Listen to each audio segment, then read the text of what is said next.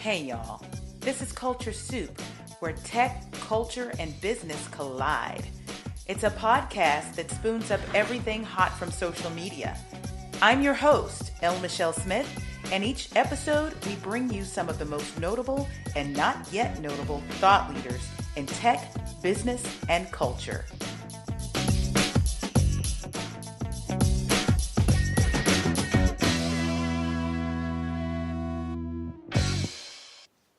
The year was 2002, and I had just gone in to my senior vice president at the global agency where I was working to figure out how to freelance and still support many of her C-level clients. Shortly thereafter, I started looking for some clients of my own. And the first place I turned was the National Association of Black Journalists. I had a really great relationship with one of the icons on ABC News. Her name was Carol Simpson. I was looking for news anchors or producers or anyone, writers, journalists, who may have books all their own. At the time, I didn't have the relationships in corporate America to start to get the big contracts. Eventually I would. So I turned to Carol Simpson and asked her if she would require any public relations support. And she told me she wasn't the one that needed the support, but I might reach out to her producer. So she copied in a woman named Alelia Bundles and introduced us. What I didn't know about Alelia at the time was that not only was she Carol Simpson's producer, but also the talent development executive working with names like Sam Donaldson. But she was also the great-great-granddaughter of the first American female millionaire in history, Mme. C.J. Walker. So as it turned out, she was writing the first book, the authorized biography of Mme. C.J. Walker, who most people, especially Black Americans, wrongfully and incorrectly credit for inventing the pressing comb. She did much more than that. In fact, what she did had nothing to do with pressing combs. All that said, I met Alelia in a small cafe in Milwaukee, Wisconsin, at one of the NABJ conventions and career fairs, and she unraveled the project that she was working on. The book was called On Her Own Ground, and it was about the life and times of Mme. C.J. Walker. Alelia Bundles became my very first client, and you get to meet her today. My, oh my, will Mme. Walker be proud of her great-great-granddaughter.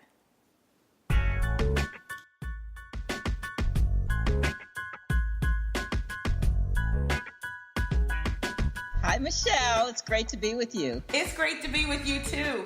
And let's start with our Culture Soup moment. And you're all about women's empowerment, and a lot of that has to do with Mme. Walker's story. And what most people know is she was a titan in hair care, and she empowered Black women to not only learn how to do their own hair, but make money from it too, as they sold products that would make their hair more manageable and also healthy, correct? Absolutely. Absolutely. I mean, the story, people know, if they know something about Mme. Walker, they know maybe that she's a millionaire and that she had something to do with hair. Yes. But all of those other dimensions of her, overcoming obstacles, but empowering women, providing opportunities for them to make their own independent income, as well as to enhance their beauty. But she was really about giving women economic independence and then using some of that money that they'd made and that she had made to make a difference in the world as philanthropists and as supporters of really Black activism. I see her as really kind of Black Lives Matter 1.0 when you start to really delve into who she is. Yes, absolutely. She's all of these hashtags rolled up into one. She's Black Girl Magic. She is Black Excellence. She's all of these things. But I want to concentrate on one hashtag that will get us rolling, and that's hashtag Team Natural. Definitely. And I know you probably used the hashtag before, have you? Absolutely. And I think because when people know something about Madam Walker, they think about her as the lady with the hot comb, and we have to always correct that little myth that she did not invent the hot comb. But I think it is what she was trying to do was to help people really take care of their hair at a time when most people didn't have indoor plumbing and they didn't have shampoos and products that were really catering to Black women. And she developed a shampoo and an ointment that helped them have healthier hair. And for me, one of the, moments of irony is that in the 60s, because I'm old enough to have been around in the 60s, when people were transitioning from straight hair to natural hair, that my mother took me to the Madam C.J. Walker Beauty School, and the women who were working in the school gave me my first big natural. My hair still had perm in it. They put it up on permanent wave rods, and when it came out, it was curly, and it was a big natural. So it was really about healthy hair, always about healthy hair for Team Natural. So you use the term 1.0 when you're talking about Black Lives Matter, but she was really Team Natural 1.0 because she was all about education. And the one thing that hashtag did for a lot of women, including myself, was it led you to information on how to take care of your hair. And it was long before a lot of these hair care products and manufacturers had actually gotten on board. I was running my agency at the time, and we'll talk a bit about how we met. But I was running my agency at the time, hashtag Team Natural took off, and was representing a couple of hair care brands that hadn't quite decided to get out of the relaxer business, or at least try some natural products for this audience that was out there. And you saw this burgeoning community online where they were looking at YouTube videos and they were tweeting one another and they were writing blogs on their hair journeys so that other people like them could kind of figure out their hair too. And that is what Madam Walker was doing before the internet, right? Long before the internet. Listen, I'm sure that she would have been an Instagram girl. Instagram, not Twitter, not Facebook, but Instagram. Right. Well, it's all about the visuals. And she was very conscious of portraying things visually. She had a what was called a stereopticon show, which was like PowerPoint that she used as she traveled around the country. She would give lectures, and she had photos not just of hairstyles and of her demonstrating hair, but of Black institutions, Black schools, famous Black people, and she would use that to inspire people. So she knew the power of the visual, and she advertised in Black newspapers. So I know she would have been all over that idea. Well, Alelia, back up a second. You said what? Stereopticon. Okay. Tell me so about those that. Were they were glass slides, and they were on a projector. So the old, little 35 millimeter slide projector. These were glass slides. Wow. Mm-hmm. She was way ahead of her time. Wow. Well, obviously.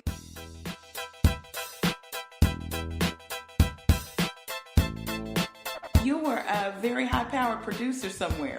I was, right? I think at that point I was at ABC. Yes. And my book, On Her Own Ground, had come out a year or so before. So I think I was, marketing that book at NABJ. Right. But my dear, I thought that when we went to have a drink or have lunch, I thought you'd been in business for a long time. You just had that boss thing going on. Well, I made it clear, especially after you signed that contract, that you were my first client. And I was so excited because this story of Madam Walker, I felt was just going to bless my business because it really was about empowering women And here I was on my own, doing my own thing, starting my own business, and to have her spirit even in the mix really was just astounding to me. Well, what I loved about the way that you approached me is to find out what I was passionate about. Mm-hmm. And at that point, I was trying to promote my book, but I had this opportunity. There were so many doors that opened to me because of telling Mme Walker's story, and I could talk to students at Harvard Business School, mm-hmm. but I had recently, right before I saw you, I had spoken with women who were at Bedford Hills Correctional Facility in New York. Uh-huh. And that had come about. I'd given a lecture, and some women were at the lecture, and they said, they're teaching your book on her own ground at Bedford Hills Correctional Facility. And I was so excited to hear that. And I said, but I would really love to visit the prison. Mm-hmm. And they arranged for me to visit the prison. And these women had studied that book like it was a textbook. They had some of the best questions. They had reports that they had written. And I was so moved by them, and knowing they didn't, at that point, the internet was still relatively new, but mm-hmm. they, in prison, did not have access to the internet, but they could read books. Mm-hmm. And what you and I talked about was sending books to the prison. And I'm sure you're the one who came up with the name, which was 100 Books, 100 Women. Right, and I sent an email at that point because it was way before Facebook. There was no social media. Right. I sent an email to a bunch of friends, women writers, and I said, I'm going to be sending boxes of books to Bedford Hills Correctional Facility. Please send copies of your book and any other books that you want to get rid of. And we sent hundreds of books to Bedford Hills Correctional Facility. It was so exciting. It was so exciting.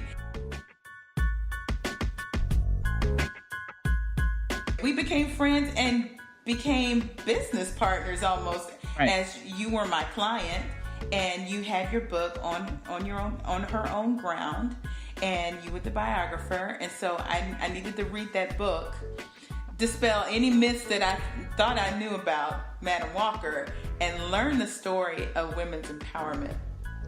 So let me ask you this. What have you thought about how the internet has actually worked to empower Black women to learn more about their hair? Well, now all you have to do is go on YouTube, and you can find that somebody has hair that's your texture. You can find out what products that you may be interested in, whether they work for you, whether they're overpriced, whether mm-hmm. whether they're a good fit. And everybody's hair texture is really different. So absolutely, what will work for one person may not work for you. And actually what will work for you in the summer may not work for you in the winter. And you may have a couple different textures on your hair. At least a couple mm-hmm. different ones. Right. But it allows women to exchange information. And, I think when, there were people who were living in communities where there were, no Black beauty salons, mm-hmm. they didn't really have access. If you're not in a big city, then it's often hard to find somebody who can take care of your hair. And the internet really allows people to figure out ways to take care of their hair, to connect with other people. And it's not just YouTube. There are, as you know, all kinds of Facebook groups where people exchange information. So it's really opened things up. And I would say the other thing is that when a kid is expelled from school for having natural hair, when somebody is fired from a job, when the military tried to tell Black women that they couldn't have their hair natural, it went viral. Yes. And every time that happens, it goes viral. So you really can't keep these things hidden and under control the way that they used to be. Absolutely. So talk about the connection between Black hair, or even hair in general for women, taking care of it, and empowerment. There's a link there. There is. Wouldn't you say?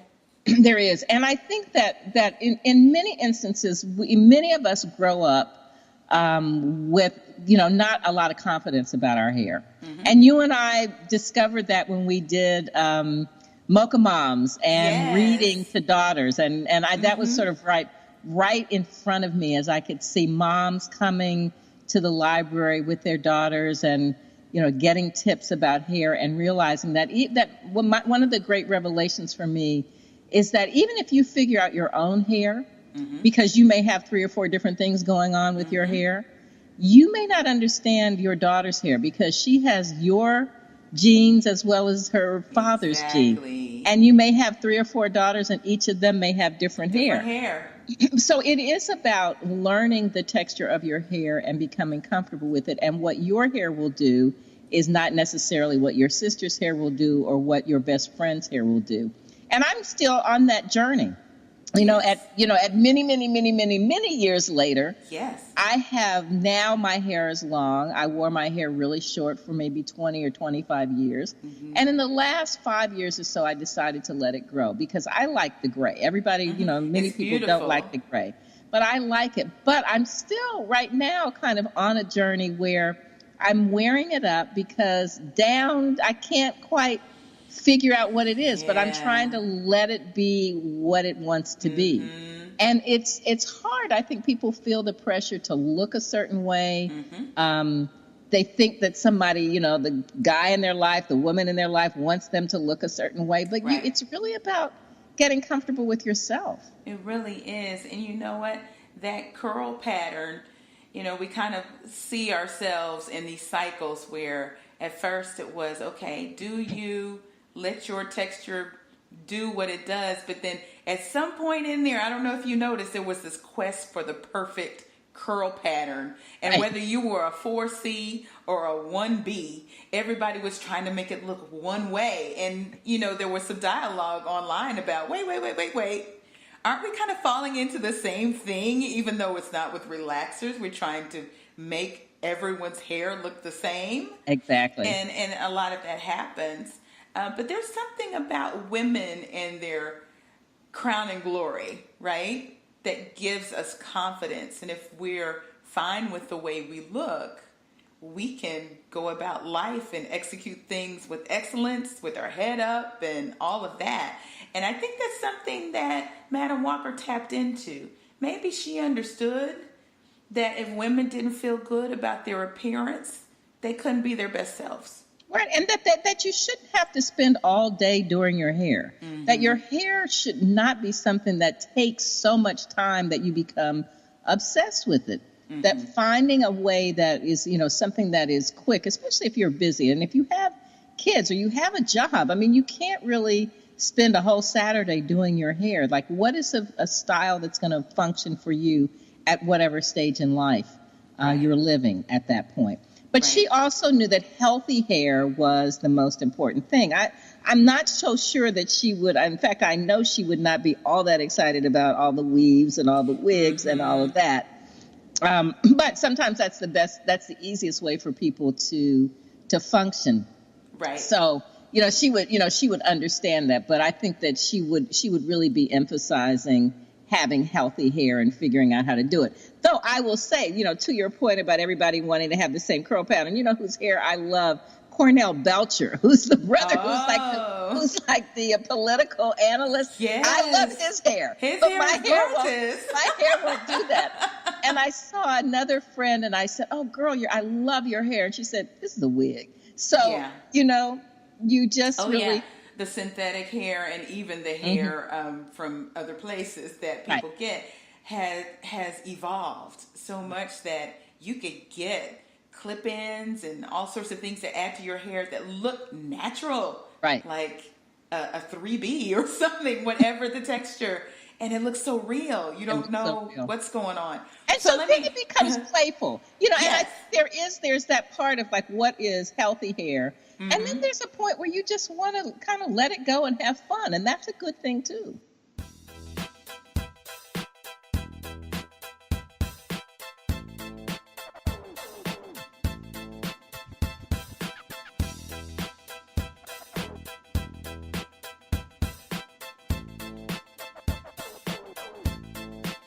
Right. Yes. So I'm very happy to be the brand historian for Madam C.J. Walker Beauty Culture. And Richelieu Dennis, who people will know from Sundial Brands, he was the founder of Sundial Brands, which makes Shea Moisture and Nubian Heritage. And Madam C.J. Walker Beauty Culture is Sundial Brands' prestige line that is sold exclusively in Sephora. And it is really exciting for me to be a part of this Sundial brand family because Richelieu is just a good guy. I mean, and his family, his sister, his mother, the people who work there, they have community commerce, so they're about philanthropy in the same way that Mme Walker was. And as some people may know, he recently bought Essence, and he has started this new Visions Fund, which is a $100 million venture capital fund to support Black women. Right.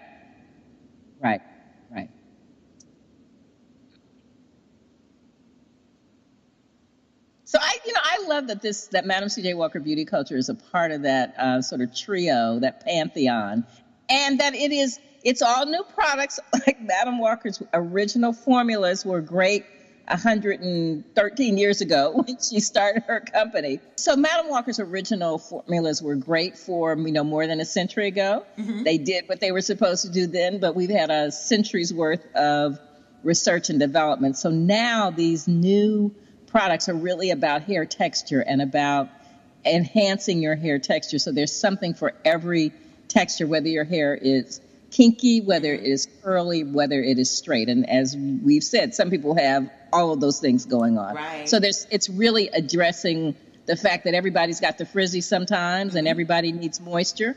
Mm-hmm. And so that's what Madam C.J. Walker Beauty Culture is all about. Anything in there for shrinkage? Because I know that's one thing that we deal with that.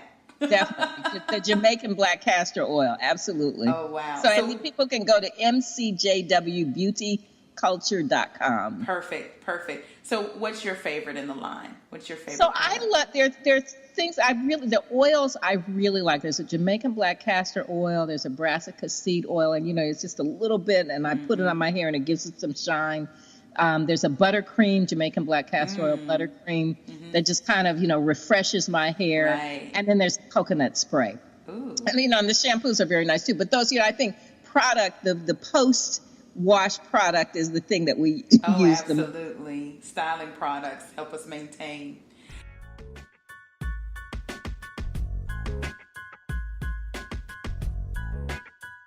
You have something else going on. So the book, On Her Own Ground, has something happening. You want to talk about that? So, I'm so excited. This has been the journey Yes. of having written On Her Own Ground, which came out in 2001. Yes. Is now going to be a Netflix series. Woohoo! So this is, and it's as if I have been looked step by step, and setbacks and obstacles and things, doors that were shut. And about 3 years ago, Mark Holder from Zero Gravity Management approached me about acquiring the rights to my book. And that led to Octavia Spencer being approached to be an actor. And when she met with Mark Holder, she said, I'm also interested in being an executive producer. Ooh. And she then brought LeBron James in. Oh, I didn't know about LeBron. Oh, that's huge. So I'm very excited. So Spring Hill Entertainment is part of it as well. Oh, wow. And I've been around this block many times, but I think it is finally really happening. I think this sounds really, really promising. Yeah. That's awesome, Alelia. Almost 20 years later. Almost 20 years later. Wow. But I think that's about any entrepreneur. You plant those seeds and you just really can't give up. And I think when you really do have the entrepreneurial spirit, you don't even realize how much time has gone by. Right. You're just in that. You're just in that. About it. Yeah, you're just in it. And you just keep going. Well, and that's one of the common threads in many of the conversations that I'm having with friends that are joining me on the Culture Soup podcast. We all have this entrepreneurial spirit.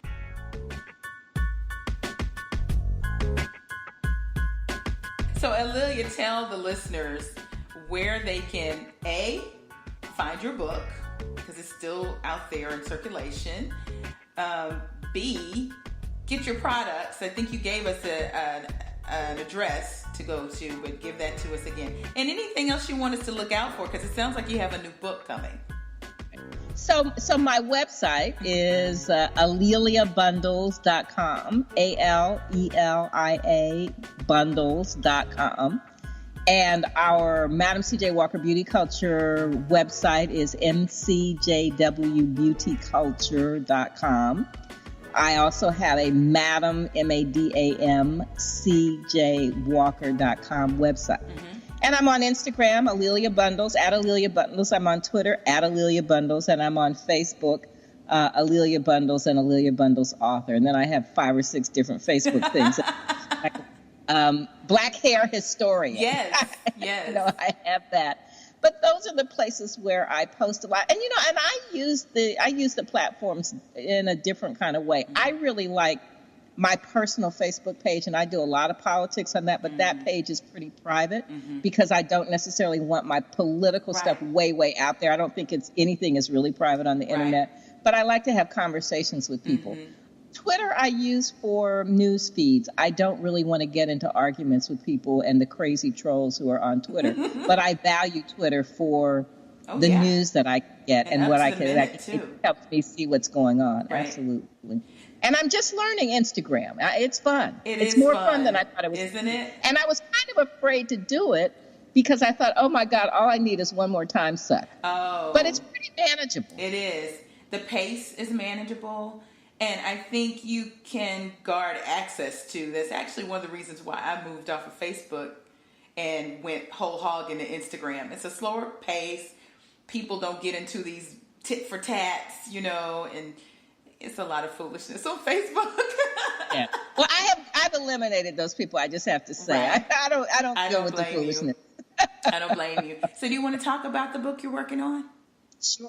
So I have now, since I saw you, I've written 2 other books, and I'm working on yet another one. So I have written a young adult book that came out in 91, then On Her Own Ground that came out in 2001, then an Arcadia book with 200 photographs called Mme. C.J. Walker Theater Center and Indianapolis Treasure. So that's one of those Arcadia books with the sepia cover that came out a few years ago.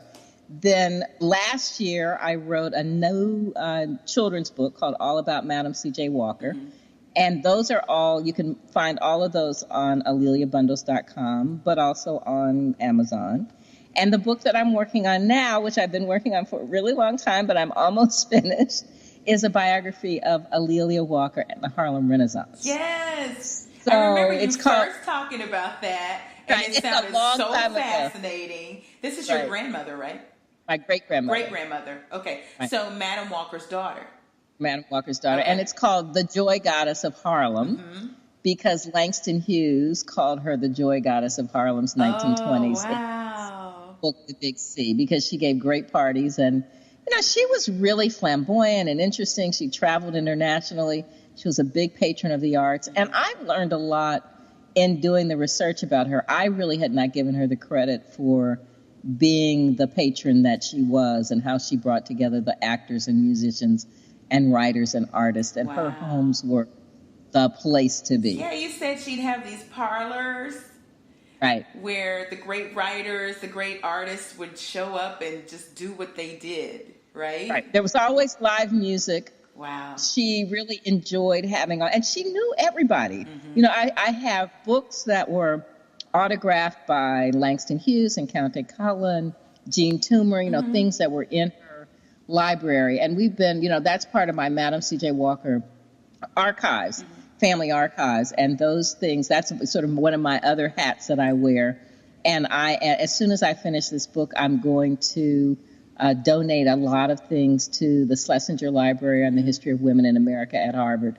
I've donated some things to the National Museum of African American History and Culture. So I really want when I'm gone, I want these things to be there so other people can learn from them and they can feel empowered by Mme. Walker's life. That is so amazing. I am empowered just talking to you, Alelia, and I'm so glad that you're in my life, and we gotta stay in contact better. That's for sure. I'm so proud of you because to know that I was in that, first cohort of your clients, to have watched you develop a business and then to have watched you reinvent. And it's not really reinvent, I guess, but just sort of take things, continue to take things to a next level, to keep opening doors for yourself and finding your next bliss is a wonderful thing. Thank you. I like to say I'm a builder and a fixer, and I need to have that outlet.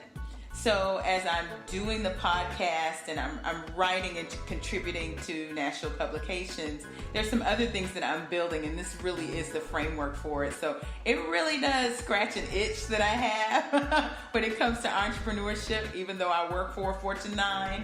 And it also allows me to have an outlet to have these conversations in a way that just really nurtures human relationships. And some of these conversations I have are primarily just for audio because they are podcasts. But I like to have that face-to-face contact. So even if you're in Montreal, Canada, like with Audrey Dubois Harris, just having that interaction is so awesome. So, well, that's the technology you're talking about, the idea that we can, see each other and have this conversation and sort of get updated on what you look like now. I know, right? That, it's stunning. And you think that when people think about what kind of obstacles they might have, it's not that people don't have obstacles, and it's not that people don't have setbacks. That's a very real part of life. Right. But there are so many outlets and so many platforms and so many tools that we can use now. Yes, absolutely. Alelia, it has been a pleasure. I am so excited for everything that is happening, and it's awesome to see you. Likewise. Great to see you. Thanks for coming on. All right. My pleasure. Let's hear it for Alelia Bundles, the great-great-granddaughter of Madam C.J. Walker. Isn't it amazing? I can't wait to see her Netflix series, and I'm so glad to know that her book is going well, and I can't wait to read that new book about her great-grandmother. So, what's coming next? That's part 1 of the Women's Empowerment series. We'll have Miko Branch, the owner and co-founder of Miss Jessie's haircare products. So we're just going to segue right on into Team Natural, hashtag Team Natural. And all you naturalistas, be on the lookout for this one because we get to talk to one of the first natural hair care brands that made its way off the internet and into big box retail like Target. Be sure to follow us on Instagram and Twitter at The Culture Soup, and log on and subscribe and tell a friend to subscribe at theculturesoup.com. Thanks so much for listening. See you next week.